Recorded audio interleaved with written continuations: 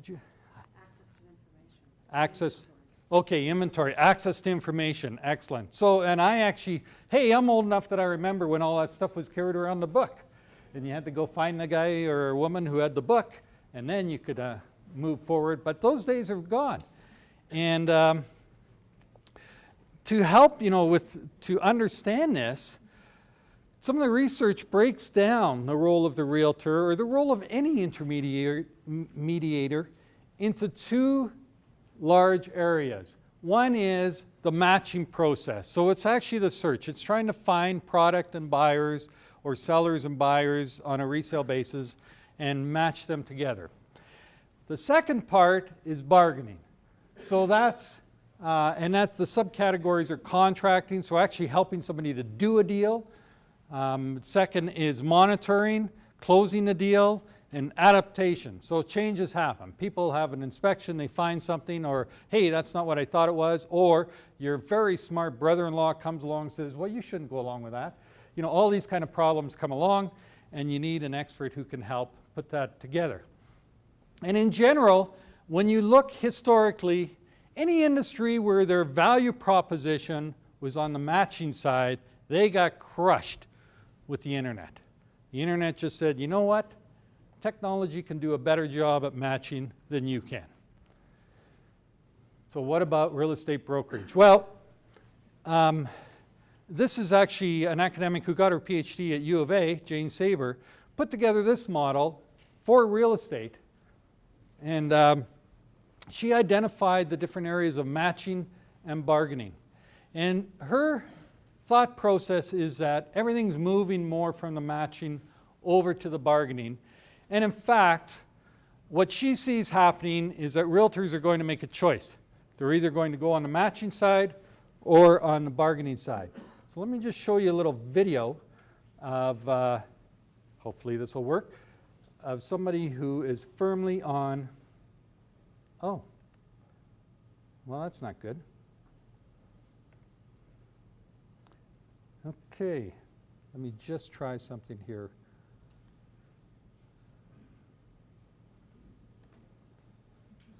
That's working. Anybody here use Mozilla? Firefox, Mozilla? The CEO of Firefox, Mozilla, is actually a Haskayne grad, so there you go. Well, it's not going to work. You're going to miss a lovely in-your-face YouTube ad, which you can look up, of the property guys, and I mean in your face. It would have scared the hell out of you. But they are very much they feel, we're going to get over and just stay on that matching side, on the left side. And their argument is that there is no value added on the bargaining side and that will die. And actually he says in this video that forget about realtors. In fact, he says, I guarantee you they will not exist in 10 years. I can't buy that argument. And then the other one I was going to show you, which we'll see if it works on this one, is a different model. So we clearly... You're not quite as loud as you were before. Okay, I'm sorry. Sorry about that. We see a clear distinction going between the mere postings, the property guys type model, and the other one I was going to show you is called Redfin. Redfin is like a corporate story. So the realtors, the agents get paid a salary. Imagine that. So they actually get a salary and their job is customer satisfaction. And they get bonuses based on customer satisfaction, not on number of deals that they do. And they have specializations, special areas, special parts of the contracting process. And so that's a corporate model. We did a little check with some of the senior people in the Calgary Real Estate Board. I could certainly use that. Your battery's gone. Oh, is that better? Okay, that's much. So what was interesting out of the senior realtors in Calgary is they have very strong feelings that in the future there'll be a wide diversity, which again fits into that model of the mere postings and the corporate model. They also have strong feelings that, and this was a little confusing, that the industry will be essentially the same in 2025. So a little bit of a contradiction going on there. Where they had their most diverse views, actually, and we're all over the map, was this idea that buyers do actually control the day, and so why not hook up with the buyers? They certainly don't all agree with that. And also that in the future, most realtors will be employed with multinational corporations, which is kind of the Redfin model. So people are not necessarily buying that. Okay, let's carry on. This is a model called transaction cost theory, and it studies whether or not you really need an intermediary. So the first question is, as was pointed out earlier, is a purchase a frequent event? If it is frequent, so if you're selling homes all the time, if you're building and selling homes, well, you'll do it yourself. You can do the sales yourself. But if it's infrequent, then we go to the next step. The next decision is a product unique or standard? Well, I think it was pointed out here that it's unique. If it was standard, you'd be able to just go to a supplier like Henry Ford and say, I'll take one of those, black preferably. But a house is unique, so you go to the next one. And this has come up as well. Is a performance uncertain? What if it fails? Well, if there's no big deal, if it doesn't work out, you just go buy a new one, then you'd buy it directly from a supplier. But in the case of a house, it's highly uncertain and the consequences are significant. So this model, which Oliver Williamson won a Nobel Prize for coming up with, says realtors will be around. The property guys are wrong. It makes sense that people will have agents to help them through the process because of all these factors. This is another theoretical perspective called the long tail. Is anybody here familiar with the long tail? Okay.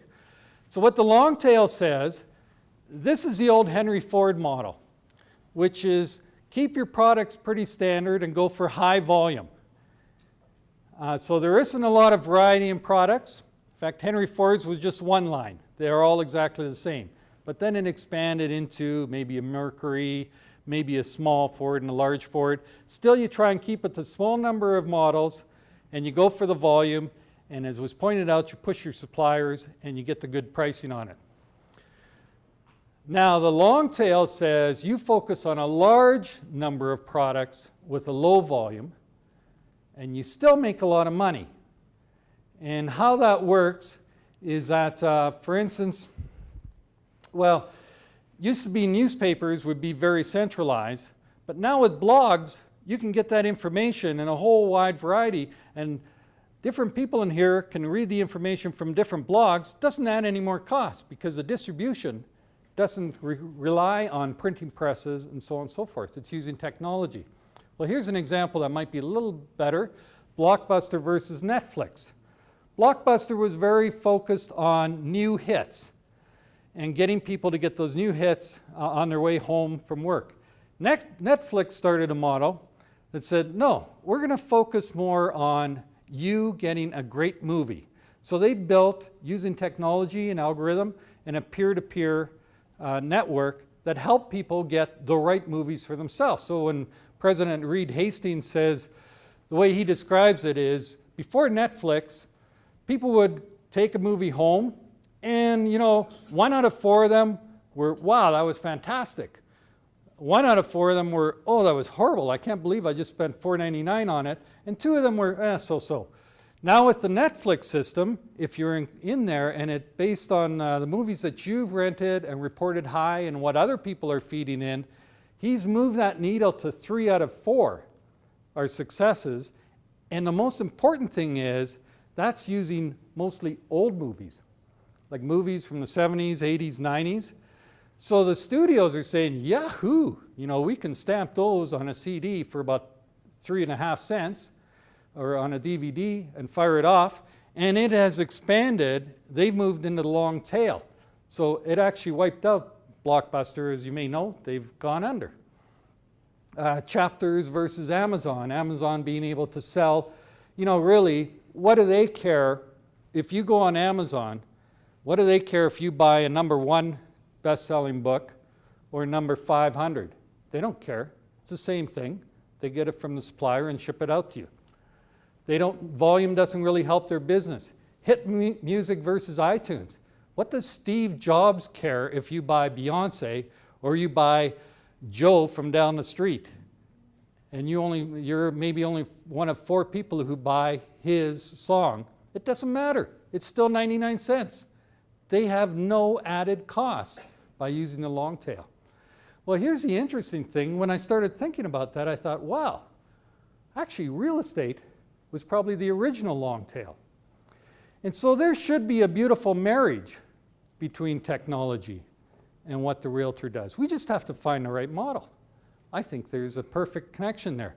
And in fact, there is a business model. There's a new book that focuses on how do you set up your business to take best advantage of the long tail. And interestingly, they have a focus on matchmaking in the center, which then caused me to think, well, maybe, I said earlier, forget about the matchmaking. Well, maybe it should be part of the model. I'm a typical academic. I'm not going to give you an answer, but I'm going to throw out lots of different ideas. So the only thing is, now I've given you all this research and theory. Well, what do the people have to say? Okay, so first, let's start with the study the research that I did just earlier this month. We have about 240 brokers who responded. Average age participant was much older than this group. It was like 55. And that was supposed to be a joke. Average experience, about 20 years. Yeah, you guys don't count. 52% in their second career, which is probably typical in real estate. 76% were men. 68% from Alberta, 32% from BC, which I think adds to 100. Average firm size, about 43 employees. First question up there is, to meet market demands, will you consider adopting mere posting? We have 70% say unlikely or very unlikely. So I think we have a very strong statement there. The brokers are saying, well, I'm not getting into that. Those property guys, they can do whatever they want, but that's not part of where I'm going. Well, let's see some of the other things that they said. Disruptions will not impact fees. So they're saying that commissions will not go down, even though there are the in-your-face property guys type of people. Do you agree with that? No? Yeah, no? Well, this is the interesting thing. They also say, though, that their margins are going to get hammered. So what is that? 51% say it's likely or very likely that their margins are going to go down. Okay, so somebody reconcile that for me. Fees are staying the same, margins are getting thinner. How does that work? You have to deliver more, exactly. And that is, in fact, there was consistency in the research. So the brokers said they are going to invest more in areas like getting new resources. Education is huge. Complementary services. Complementary services, think vis-a-vis Henry Ford and highways and gas stations. That might cause you to think in real estate, movers. A lot of realtors are already tied in with mortgaging, financing, lawyers, all the things that are part of buying a home.